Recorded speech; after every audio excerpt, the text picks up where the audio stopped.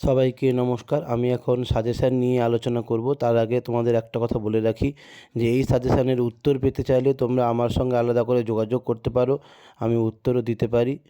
এবারে বলি কিসের সাজেশান, না Calcutta university semester 6, Calcutta university semester 6 new NEP সিস্টেমের ডিএসসিসি 13 কোথাকার, না সংস্কৃত মেজরের, সংস্কৃত অনার্স বা মেজর যেটা, সেই মেজরের 6 সেমিস্টারে তোমাদের জানো তোমরা 3টে পেপার পড়তে হবে, 13, 14 অ্যান্ড 15। আমার এখন সাজেশানে আমি ডিএসসিসি 13-এর সাজেশান নিয়ে আলোচনা করব। আশা করি তোমরা বুঝতে পারবে, পুরো ভিডিওটা ভালো করে দেখবে, তাহলে শুধু সাজেশান নয়, আমি এখানে সাজেশান দিয়েছি বটে, কিন্তু আমার কথাটা পুরোপুরি ভালো করে না শুনলে কোনটা কেমনভাবে কি করতে হবে তোমরা বুঝতে পারবে না। তাই অবশ্যই তোমরা পুরো সাজেশানটা ভালো করে শোনো এবং শুনে তোমরা খাতায় ভালো করে তুলে নাও, তুলে সেই মতো প্রিপারেশান নাও। আশা করি তাহলে তোমরা ভালো নাম্বার পেতে পারবে। আবারও বলি, যদি এর উত্তর কোনো প্রয়োজন হয় আমার সঙ্গেও আলাদা করে যোগাযোগ করতে পারো। এইবারে আসা যাক সাজেশানে। প্রথমেই দেখো, তোমরা দেখতে পাচ্ছ সাজেশান ডিএসসিসি 13 সেমিস্টার 6, সংস্কৃত বলে লেখা নেই, কিন্তু এটা সংস্কৃত মেজরেরই সাজেশান, ঠিক আছে। এইবারে দেখো, একের দাগে ইউনিট 1 মহাভাষ্য, তোমাদের পস্পসান্নিক পাঠ্য। ইউনিট 1-এ তোমরা দেখো কি কি প্রশ্ন করবে। মোটামুটি শব্দানুশাসন কাকে বলতে কী বোঝায়, পস্পসান্নিক অবলম্বনে শব্দের স্বরূপ বিষয়ে পতঞ্জলির অভিমত বিচার করুন, ব্যাকরণ অধ্যয়নের মুখ্য প্রয়োজন, ব্যাকরণ অধ্যয়নের গৌণ প্রয়োজন। এই 3টে করলে আশা করি একটা চলে আসবে। এগুলোও তোমাদের দেবনাগরী স্ক্রিপ্টে সংস্কৃত ভাষায় কোশ্চেনগুলো থাকবে, তোমাদের বোঝার জন্য আমি বাংলাতেই প্রশ্নগুলো লিখেছি। এরপরে দেখো, 2-এর দাগে একটা ব্যাখ্যা করতে হবে, এখান থেকে মহাভাষ্য থেকে একটা ব্যাখ্যা করতে হবে, একটা ব্যাখ্যা করতে হবে। এই ব্যাখ্যার জন্য আমি কি কি ব্যাখ্যা দিয়েছি দেখো, তোমাদের ব্যাখ্যার জন্য তোমাদের দিয়েছি সিদ্ধে শব্দার্থ সম্বন্ধে লোকতো অর্থ প্রযুক্তে শব্দেন ধর্ম নিয়মঃ লক্ষ্যলক্ষণে ব্যাকরণম রক্ষহাগম লঘ্য সন্দেহা প্রয়োজনম। এই যে রক্ষহাগম যেটা দেওয়া হয়েছে, ওটা ব্যাকরণের অধ্যয়নের মুখ্য প্রয়োজনের মধ্যেই পড়ে যাচ্ছে, অর্থাৎ লং কোশ্চেনটা করলে এটা তোমরা একই সঙ্গে এটাও হয়ে যাবে। তারপরে অথবা কূপ খানকবাদে তৎ ভবিষ্যতি, তারপরে প্রিয় তদ্বিতা দক্ষিণাত্মা, তদ্ধিতা প্রিয় তদ্ধিতা দক্ষিণাত্মা। ব্যাস এই কটা ব্যাখ্যা করলে আশা করি তোমরা পেয়ে যাবে। হ্যাঁ, এছাড়া পেয়ে যাবে এটা শিওর করে তো বলা যায় না, আশা করি তোমরা একটা বুঝতে পারবে, পেয়ে যাবে, হয়তো আশা করা যায় পেয়ে যেতেও পারো, ঠিক আছে। এরপরে দেখো, এছাড়া লংয়ের বিভিন্ন অংশ থেকে ব্যাখ্যা আসতে পারে। এই জিনিসটা একটু বলে রাখি, হয় আমরা যে মুখ্য প্রয়োজন পড়ছি, রক্ষা উহ আগম লঘু অসন্দেহ, রক্ষা কাকে বলে ওই লাইনটা তুলে দিয়ে বললো ব্যাখ্যা, উহ কাকে বলে সেটা তুলে দিয়ে বললো ব্যাখ্যা, আগম কাকে বলছে সেটা তুলে দিয়ে বললো ব্যাখ্যা। এইগুলো একটু খেয়াল রাখবে, এইগুলো যদি বলে ওইখান থেকে ওইটাই লিখবে, যেটা লং কোশ্চেনে পড়েছো ওটাই লিখবে, ওই অংশটুকু লিখবে শুধু, তাহলেই ব্যাখ্যা হয়ে যাবে। একটু আগে পরে যোগ করে দিয়ে উৎস প্রসঙ্গ দিয়ে ওই ব্যাখ্যাটুকুই লিখবে, তাহলেই কিন্তু হবে। এইভাবে তোমরা ব্যাখ্যাগুলো করবে।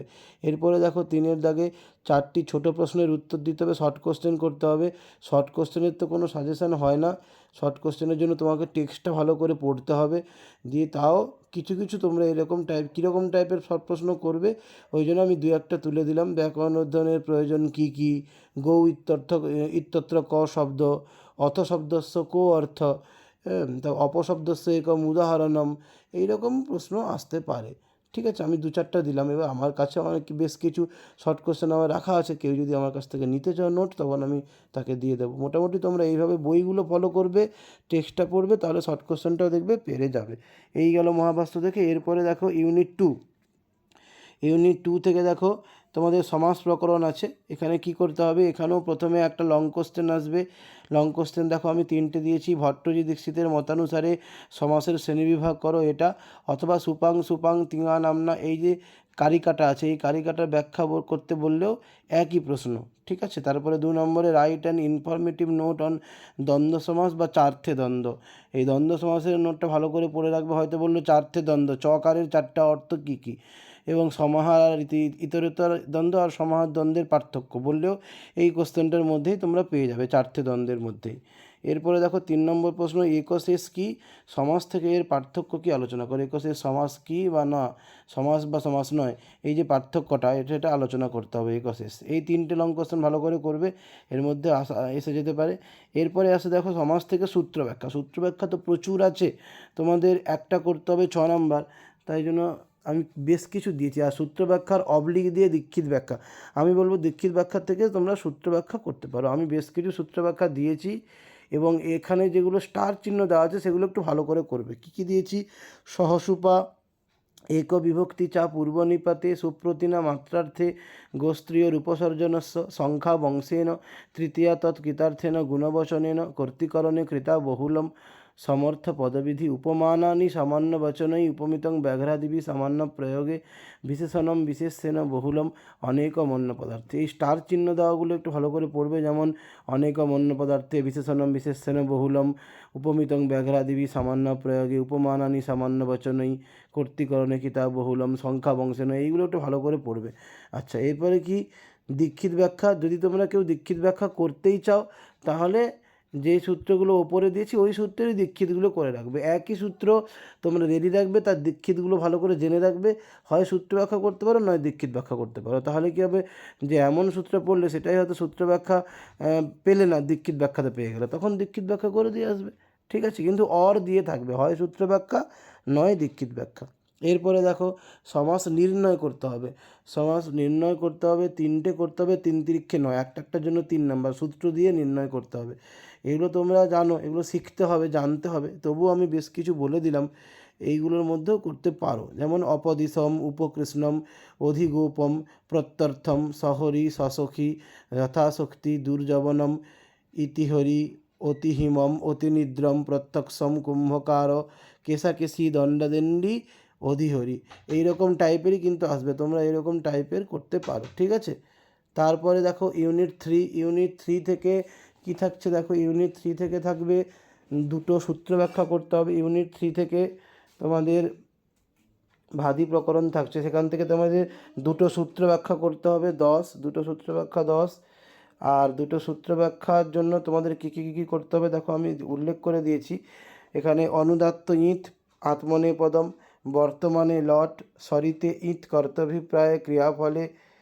তারপরে দেখো তিংশিত সার্বধাতুকম কর্তরি সব সার্বধাতুক আর্ধধাতুকয়োঃ ঝোঅন্ত অত দীর্ঘয়ৈ পরোক্ষে লিটি ধাতুরনভ্যস্য পুগন্ত লঘুপদস্য চ লকর্মণি চ ভাবে চা কর্মকেভ্য ভুবো বুং লুং লিটো। ব্যাস, এই যে সূত্রগুলো এইগুলোই করবে। এবারে দীক্ষিত বচনের জন্য আমি যে সূত্রগুলো স্টার দিয়ে দিয়েছি না, দেখো ভালো করে স্টার চিহ্ন দেওয়া আছে।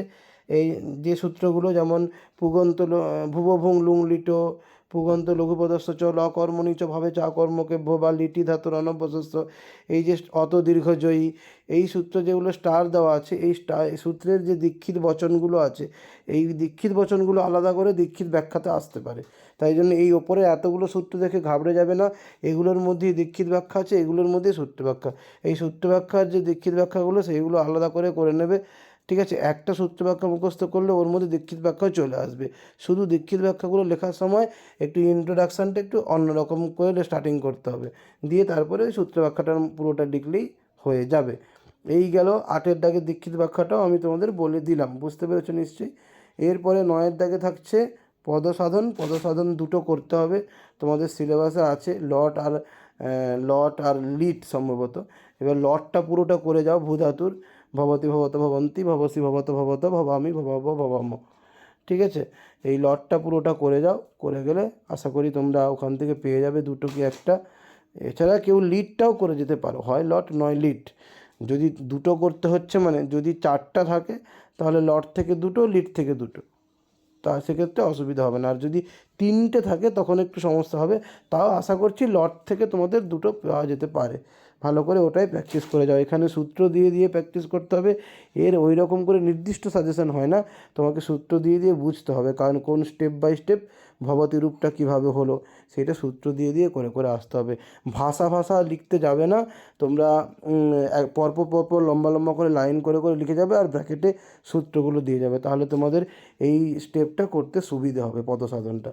এই গেল টোটাল তোমাদের ডিএসসিসি 13 সাজেশান। আশা করি তোমরা বুঝতে পেরেছো। আরেকবার দেখে নাও। আবারও বলছি, যদি এর নোট কিছু দরকার থাকে অবশ্যই আমার সঙ্গে যোগাযোগ করবে, আমি নোটও দেবো। সবাই ভালো থাকবে, মন দিয়ে পড়ো। এই ভিডিও এই পর্যন্ত। এরপরে আমি আবারও তোমাদের সামনে CC 14 এর সাজেশান নিয়ে আসবো, আজকেই আসবো কিছুক্ষণের মধ্যে। আর এই ভিডিও এই পর্যন্ত। সবাই ভালো থাকবে, মন দিয়ে পড়াশুনো করবে। ঠিক আছে, ওকে, আসছি পরের ভিডিওতে।